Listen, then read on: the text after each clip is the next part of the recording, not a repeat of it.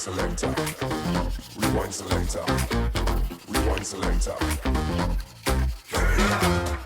Rewind selector. Rewind selector.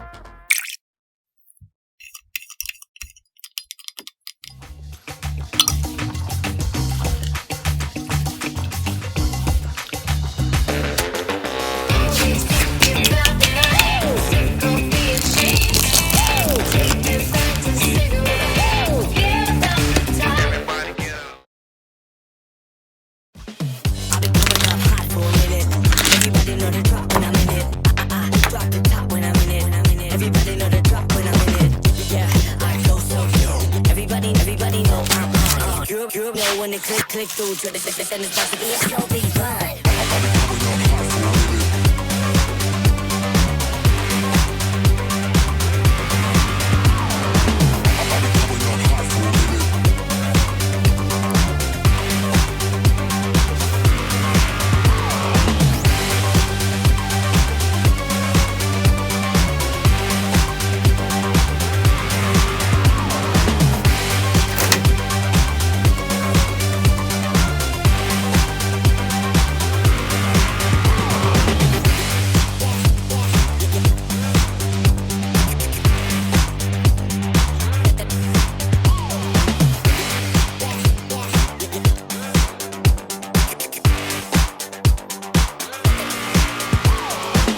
I'll be coming up hot for a minute.